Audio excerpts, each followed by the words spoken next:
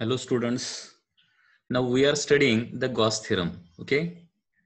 So Gauss theorem में अभी next question हम देखेंगे. Next question क्या है देखिए. A charge capital Q is placed at the center of a cube. Okay. Charge Q कहाँ पे रखा है? At the center of cube रखा है. Center of the cube. So this is the cube like this.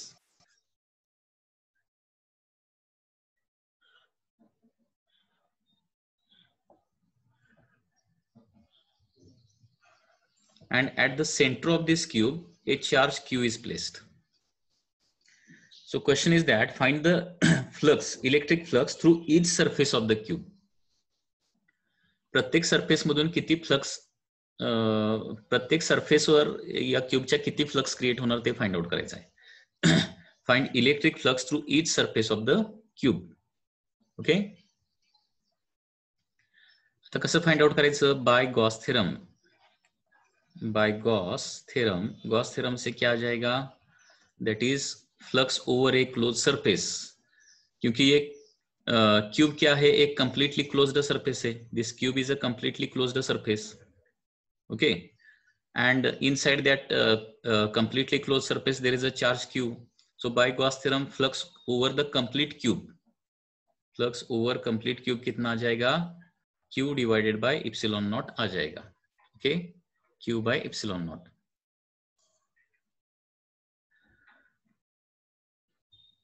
अभी क्या हो जाएगा? ये चार्ज क्या है? Exactly at the centre of cube है. तो हर एक सरफेस पर क्या हो जाएगा? Equal amount of flux create हो जाएगा यहाँ पे. Okay. Over the each surface equal amount of flux will be created ना. Equal amount मतलब for the cube there are total 6 faces. Therefore क्या हो जाएगा यहाँ पे? टोटल फ्लक्स कितना है? Q by epsilon naught. तो हर एक सरफेस पर कितना क्रिएट हो जाएगा? Q flux on each surface is equal to Q by epsilon naught is the flux over the complete cube. Over complete cube मतलब क्या होता है? Over all the 6 surfaces. So Q by epsilon naught divided by 6. So therefore Q by 6 epsilon naught will be the answer. That is the flux over the each surface. म्हणजे प्रत्येक सरफेसवर exactly तेवढंच flux create होणार आहे. Okay. प्रत्येक सरफेसवर किती create होणार? Q divided by 6 epsilon naught. कारण संपूर्ण क्यूबवर किती आहे? Q by epsilon naught. संपूर्ण क्यूब म्हणजे काय असणार आहे? 6 सरफेस, 6 सरफेसेस असणार आहे. ओके. मग 6 सरफेसवर ते इक्वली डिस्ट्रीब्यूट होणार. परंतु कंडिशन काय येतं? 6 सरफेसेसवर फ्लक्स इक्वली कधी डिस्ट्रीब्यूट होणार? जर तो charge exactly at the centre of cube असेल तरच. चार्ज थोडासा लेफ्टला किंवा राईटला असेल तर काय होणार? जिकडे जास्त जवळ आहे, चार्ज ज्या सरफेसच्या जवळ आहे काय तिथं काय होणार आहे? थोडंसं जास्त फ्लक्स तयार होणार. म्हणजे इथं ही एक गोष्ट लक्षात ठेवण्यासाठी आहे, महत्वाची गोष्ट आहे. काय आहे? चार्जला क्यूब मध्ये कुठेही जरी ठेवला तरी संपूर्ण क्यूब वरचं फ्लक्स Q बाय एप्सिलॉन नॉटच येणार. कुठेही ठेवा आतमध्ये. ठीक आहे. आणि सगळ्या सरफेसेसवर इक्वल फ्लक्स जर आपल्याला प्रोड्यूस करायचा असेल तर मात्र चार्ज कुठं ठेवावा लागेल? Exactly at the centre of cube ठेवावा लागेल. तरच इक्वल क्रिएट होणार. आणि इक्वल क्रिएट होणार म्हणजे किती क्रिएट होणार? 6 सरफेस वरती डिस्ट्रीब्यूट होणार. Q by epsilon naught is the total divided by 6. Therefore, Q by 6 epsilon naught will be the flux. Q by 6 epsilon naught. It is the flux over the each surface. Any doubt in this case? इसमें कुछ doubt है तो बताओ.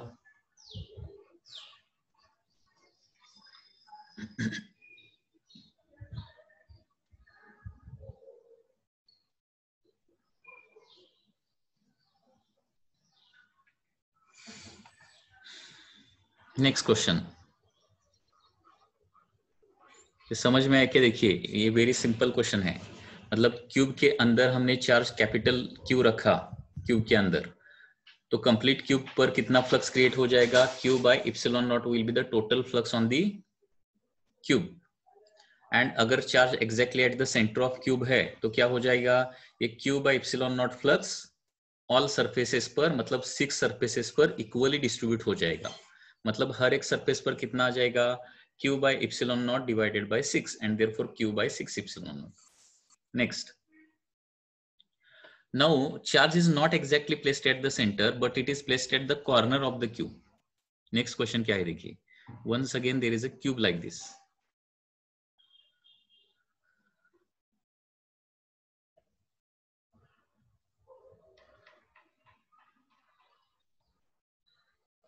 This is a cube and charge is placed exactly at the corner, not inside.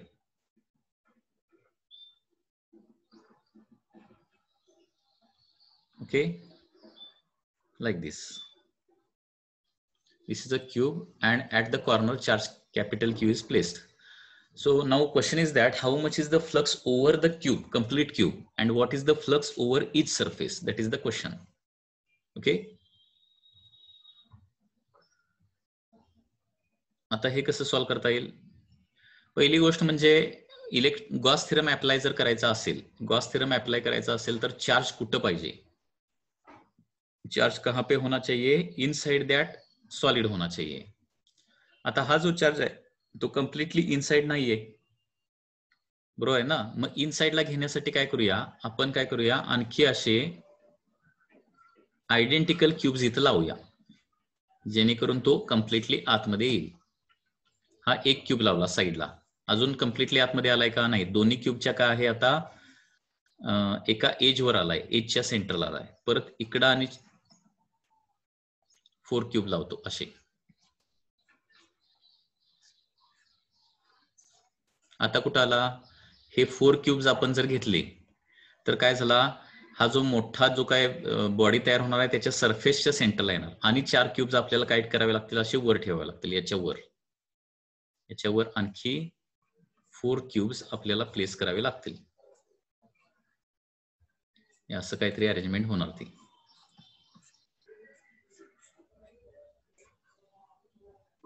Total arrangement like दिस. आणि मग काय होणार, तो चार्ज सेंटरला जाणार. लक्षात येते? तर थोडक्यात काय सांगायचं आहे, चार्जला त्या क्यू या चार्जला सेंटरला नेण्यासाठी म्हणजे कम्प्लिटली इनसाइड नेण्यासाठी काय करावं लागेल आपल्याला, हा जो ब्ल्यू कलरचा जो क्यूब आहे तसले आयडेंटिकल किती क्यूब्स इथं एक साइड बाय साइड ठेवावे लागतील. टोटल 8 क्यूब्स ठेवावे लागतील to bring charge q at center.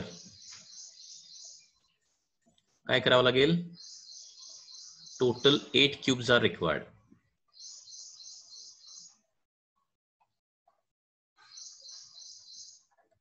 Eight cubes एकाला एक असे लावून ठेवले तर कॉर्नरचा चार्ज काय होईल, त्या 8 क्यूबच्या सेंटरला जाईल. आता 8 क्यूबचा एक मोठा क्यूब आपण कन्सिडर केला, मोठा क्यूब. ओके, तर त्या क्यूबवर फ्लक्स किती क्रिएट होणार, Q by 6 epsilon naught. Okay, so flux सुरुवातीला काय येणार आहे, फ्लक्स ओव्हर दी 8 क्यूब्स किती येणार, क्यू बाय इप्सिलॉन नॉट. कारण 8 क्यूबच्या सेंटरला तो जाणार ना, 8 क्यूबच्या आतमध्ये राहणार तो. सो 8 क्यूब वर फ्लक्स येणार आहे q by epsilon naught by Gauss theorem. So flux over each cube किती येणार, मग 8 ने डिवाइड करायला पाहिजे, क्यू बाय 8 इप्सिलॉन नॉट. म्हणजे लक्षात घ्या, हे लक्षात आलं का बघा, क्यूबच्या आतमध्ये चार्ज ठेवण्याऐवजी एक्झॅक्टली जर कॉर्नरला ठेवला तर प्रत्येक क्यूबवर म्हणजे या ब्ल्यू कलरच्या एका क्यूबवर फ्लक्स किती क्रिएट होणार, क्यू बाय 8 इप्सिलॉन नॉट. आता नेक्स्ट क्वेश्चन आहे, आता हा जो क्यूब आहे ईच क्यूब, ओके, क्यूबवर क्यू बाय 8 इप्सिलॉन नॉट झालं तर सरफेसवर किती क्रिएट होणार, फ्लक्स ऑन ईच सरफेस काढायचं आहे.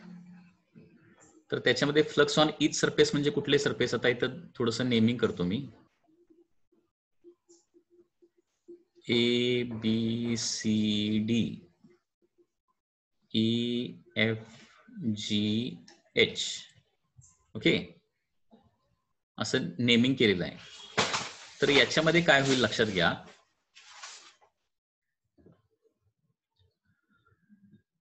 Flux over each surface. आता याच्यामध्ये ABCD या सरफेसवर किती तयार होणार, ABCD सरफेस कोण सांगेल, ABCD सरफेस पर फ्लक्स कितना क्रिएट होगा. उसके बाद ABHE एंड उसके बाद ADFE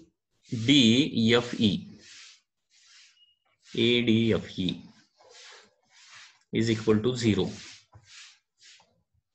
0. हे का तर मी तुम्हाला सांगितलंय, एखादा चार्ज, मी लास्ट टाइम कन्सेप्ट सांगितले बघा, चार्ज एखाद्या सरफेसवर, प्लेन सरफेसवर चार्ज असेल, मग कुठे असू दे, सरफेसवर असू दे किंवा त्या सरफेसच्या एजला असू दे किंवा सरफेसच्या कॉर्नरला असू दे, सरफेसवर चार्ज असेल तर त्या प्लेन सरफेसवर त्या चार्जमुळे फ्लक्स अजिबात क्रिएट होत नाही. हे एक अगोदर बेसिक लक्षात ठेवा. Because lines are not crossing the surface, these are parallel to that surface. 0 होणार म्हणजे क्यूबच्या 3 सरफेसेसवर 0 झालं, बाकीच्या 3 सरफेसेसवर मग आता प्रोड्यूस होणार ना. So flux on remaining surfaces, okay, q by t epsilon naught बाकीच्या 3 सरफेसवर डिस्ट्रीब्यूट होणार. म्हणजे कुठले राहिलेले 3 सरफेस जे आहेत, जे कुठले असतील हे सोडून, त्या प्रत्येक सरफेसवर किती होणार, डिवायडेड बाय 3 होणार. कारण कम्प्लीट क्यूबवर किती तयार व्हायला पाहिजे, क्यू बाय 8 इप्सिलॉन नॉट व्हायला पाहिजे कम्प्लीट क्यूबवर. त्याच्यामुळे बाकीच्या 3 सरफेसेसवर किती क्रिएट व्हायला पाहिजे, प्रत्येकी डिवायडेड बाय 3 केलं तर 24 epsilon not. Q by 24 epsilon naught will be the answer. That is the flux over remaining 3 surfaces. Okay. Any doubt in this case?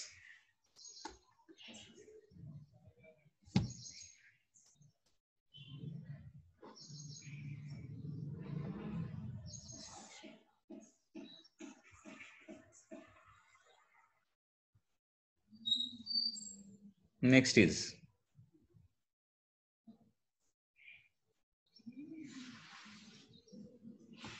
next question is slightly different.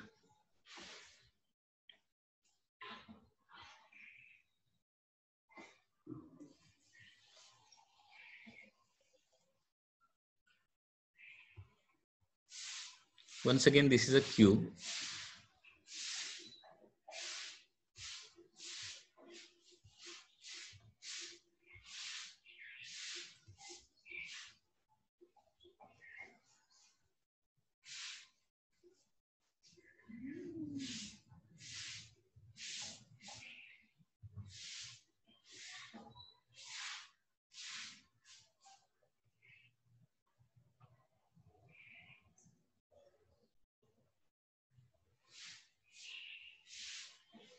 This is a cube.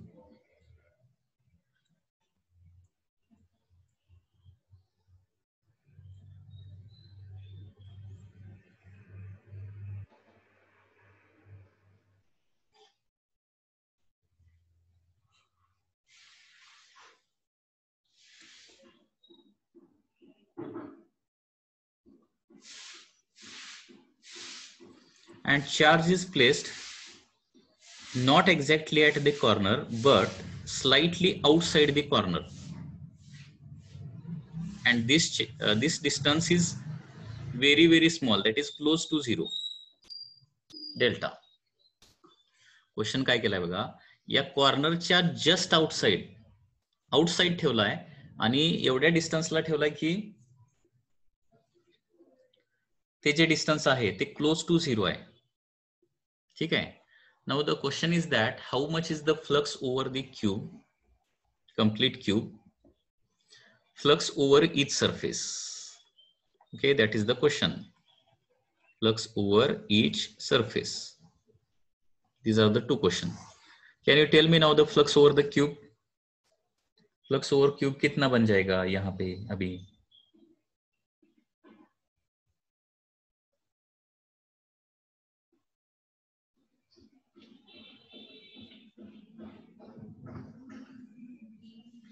अगर charge किसी भी closed surface के बाहर होता है, ठीक है, तो कितना फ्लक्स क्रिएट होता है?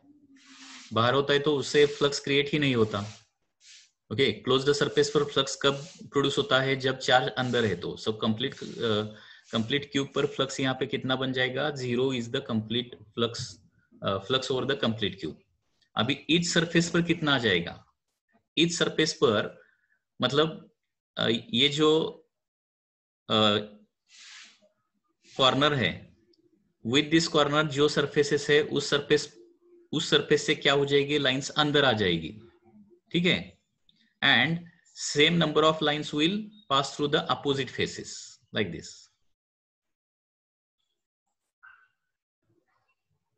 ओके, म्हणजे काय होणार बघा, क्यू या सरफेस पासून निघालेल्या लाइन्स जे आहेत ते अशा जाणार आहेत सगळ्या lines.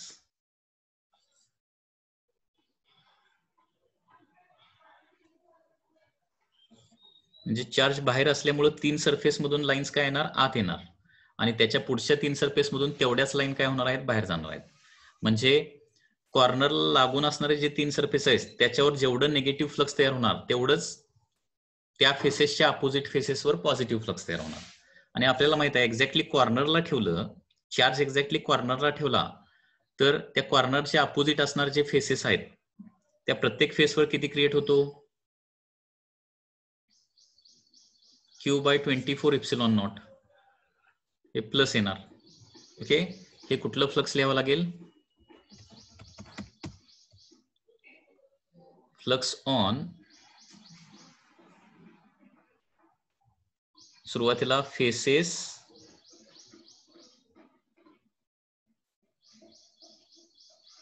Near the charge, near charges, ते येणार आहे -Q/24 epsilon not.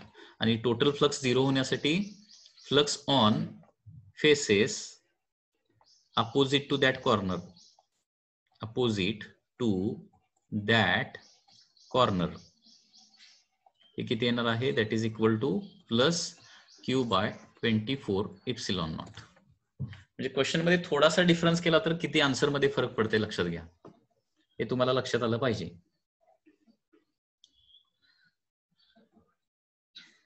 Any doubt in this केस, याच्यामध्ये कुछ अगर कोई डाउट है तो बताओ इसमें, डाउट.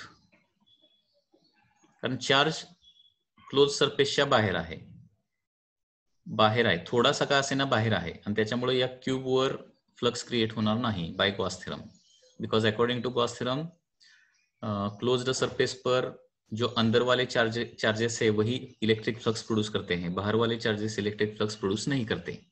उसके बाद सपोज हमने एज्यूम किया कि ये जो चार्ज क्यू है एग्जैक्टली एट द कॉर्नर है, तो कॉर्नर है तो क्या होता है, कॉर्नर के अपोजिट पे जो फेसेस है उन फेसेस पर कितना फ्लक्स क्रिएट होता है, ये ऑलरेडी हमने प्रूव किया है, वो कितना है, Q/24 epsilon not. Lines are outgoing from the opposite faces and therefore flux is positive. Now complete cube पर फ्लक्स कितना क्रिएट होना चाहिए, 0. तो कॉर्नर के एडजेसेंट जो फेसेस है उन फेसेस पर फ्लक्स कितना क्रिएट होना चाहिए, -Q/24 epsilon naught. So in this way answer is there. हे बेसिक कन्सेप्ट आहेत, लक्षात घ्या, हे तुम्हाला लक्षात आले पाहिजेत. Next question of the electric flux is like this. Next question, this is the next question. Okay, अभी क्वेश्चन क्या है देखिए, यहाँ पे कैपिटल क्यू चार्ज हमें पहले ए पर रखना है, उसके बाद बी पर रखना है, उसके बाद सी पर रखना है, उसके बाद डी पर रखना है.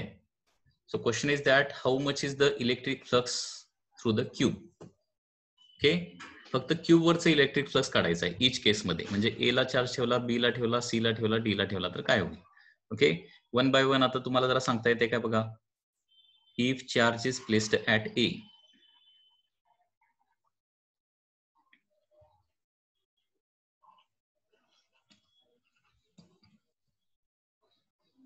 Flux over the cube, complete cube, सांगा काय येणार.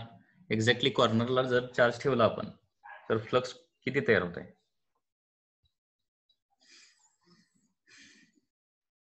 हा, हे माहिती पाहिजे, आपण ऑलरेडी स्टडी केले, Q/8 epsilon naught. Okay, Q/8 epsilon not.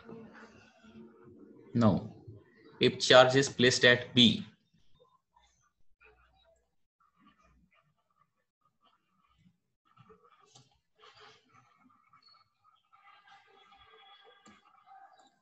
Charge B या ठिकाणी प्लेस केला तर फ्लक्स ओव्हर द क्यूब काढायचा आहे, किती येणार.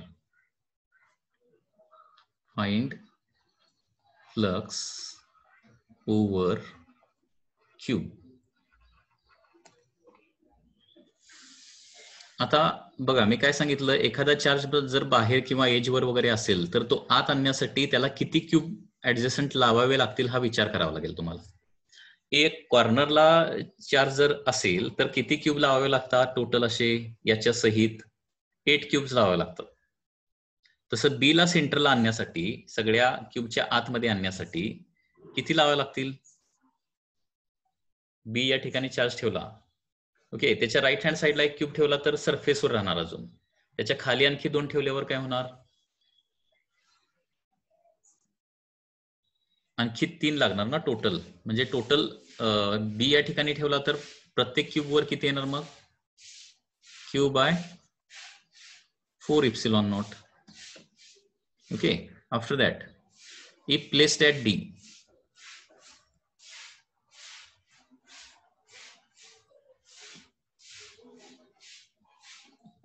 if charge is placed at D, then तो चार्ज क्यूबच्या आतमध्ये आणण्यासाठी असे 2 क्यूब लावावे लागतील. ओके, मग 2 क्यूब वर मिळून क्यू बाय एप्सिलॉन नॉट होणार. प्रत्येक क्यूब वर किती होणार आहे? Flux on the cube will be equal to q by 2 epsilon naught. And if it is placed at C,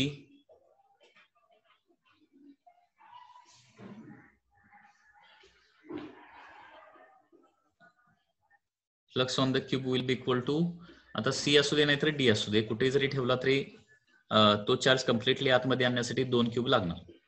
okay, म्हणजे प्रत्येक क्यूब वर फ्लक्स तयार होणार Q by 2 epsilon not.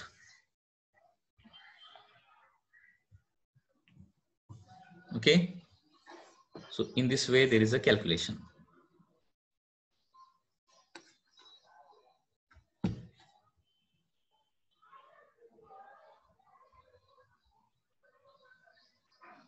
Next,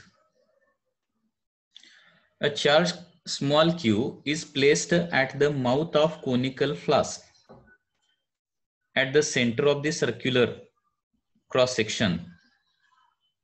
Flux of the electric field through it is.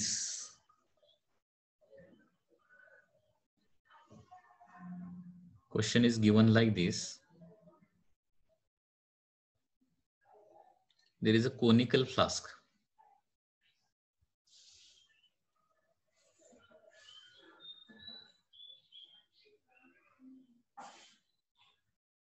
This is a conical flask like this.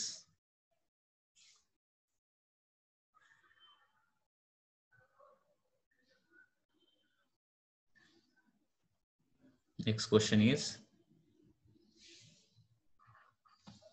conical flask is there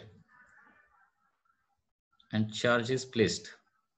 Here the charge is placed. Charge is placed exactly at the center of the circular cross section. इथं चार्जला ठेवलाय Q charge, center of the circular cross section. Question is that flux of electric field through it is. conical flask मधून किती electric flux pass होणार? conical flask मधून किंवा curved surface मधून? That is the question. सांगता येते ही क्यूबचीच concept, similar concept वापरायचे. आता चार्ज जो आहे तो या कोनच्या कम्प्लिटली आतमध्ये आहे का? नाही. कम्प्लिटली आतमध्ये आणण्यासाठी काय करावं लागेल? असा आणखी एक कोन आपल्याला इथं लावावा लागेल. ओके, 2 कोन असे बेस टू बेस जर जॉईन केले तर काय होणार? Charge q will be completely inside this 2 cones. So flux over 2 cones काय येणार इथं? Flux over 2 cones conical flask will be q by epsilon naught, and therefore flux over each cone किती येणार? Automatically q by 2 epsilon naught. परत असा question विचारला मी की याच्यामध्ये हा जो कोनचा बेस आहे त्या बेसवर फ्लक्स किती तयार होणार रे? प्लेन सरफेसवर, कोनच्या प्लेन सरफेसवर फ्लक्स किती तयार होणार? बोला, कोनचा जो बेस आहे त्याच्यावर किती फ्लक्स तयार होणार? बोला लवकर. कोणच्या बेसवर 0 येणार? लक्षात येते ना? बेसवर 0 का? कारण मी तुम्हाला ही कन्सेप्ट लक्षात ठेवा, ज्या सरफेसवर चार्ज असतो ना, ज्या प्लेन सरफेसवर चार्ज असतो त्या सरफेसवर फ्लक्स कधी जनरेट होत नाही. मग आता क्यूब संपूर्ण कोन वर क्यू बाय 2 इप्सिलॉन नॉट झालंय, म्हणजे क्यू बाय 2 इप्सिलॉन नॉट हे मग कुणावर तयार होणार फ्लक्स, कुणावर तयार होणार?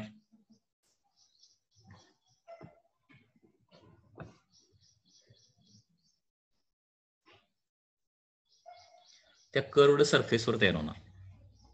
सो इथं असं म्हणू शकतो flux over each cone is equal to q by epsilon naught. त्याचबरोबर हे लक्षात ठेवा, flux over the plane bottom is equal to 0 and flux over the curved surface किती होणार मग? Q by 2 epsilon naught. Okay, so it is like this. हे लक्षात ठेवा. ओके, पुन्हा एकदा ही कन्सेप्ट व्यवस्थित लक्षात ठेवायची आहे. चार्ज डायरेक्टली सरफेसवर ठेवला तर त्या सरफेसवर फ्लक्स तयार होत नाही, परंतु कंडिशन काय आहे, तो सरफेस एक्झॅक्टली प्लेन असला पाहिजे, कर्व्ड असून चालणार नाही. चार्ज सरफेसवर आहे आणि सरफेस पण कर्व्ड जर असेल तर त्या सरफेसवर फ्लक्स मात्र तयार होऊ शकतं.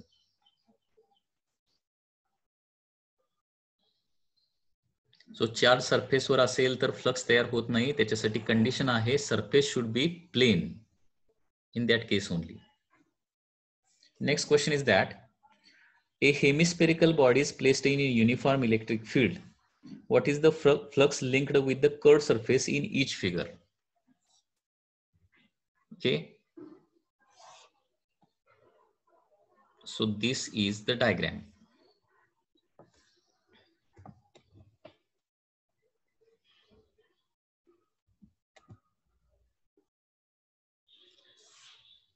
So question is that, what is the question? How much is the flux through curved surface in each diagram? Flux through curved surface only find out करायचं. Question mark. For example diagram A जर आपण घेतली तर flux over the curved surface किती येणार सांगा, जरा विचार करून सांगा. Flux over the curved surface in diagram A किती येणार?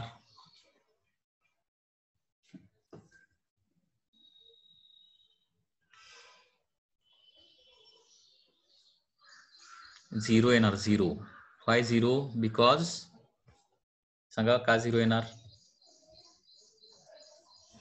कारण या पद्धतीने डायग्राम जर दिसत असेल तर बघा, कर्व्ड सरफेस मध्ये जेवढ्या लाईन्स आत या लागले तेवढ्या लाईन्स बाहेर पण जा लागले. ओके, त्याच्यामुळे net flux over the curved surface is equal to 0. Okay, जेवढ्या लाईन्स आत येत आहेत तेवढ्या लाईन्स बाहेर जात आहेत कंपल्सरी. आता सेकंड डायग्राम. बर, याच्यामध्ये flux over the plane surface पण काढूया. प्लेन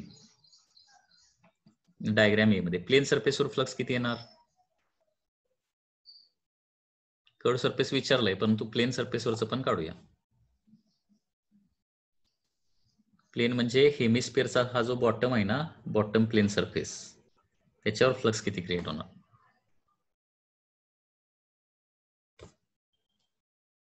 ते पण झिरोच येणार ना, कारण सरफेस काय आहे, लाईन्सला पॅरल आहे, म्हणजे त्या सरफेस मधून लाईन पासच होत नाहीत. सेकंड बी डायग्राम. बी डायग्राम मध्ये electric flux over the curved surface किती येणार?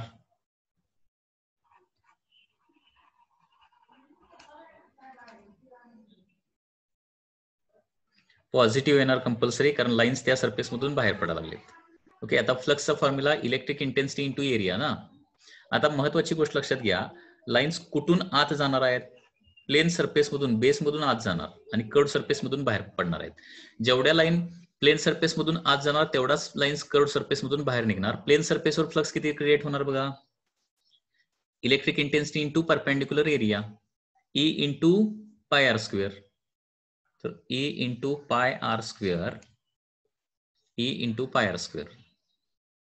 ओके, एवढं फ्लक्स तयार होणार तिथे.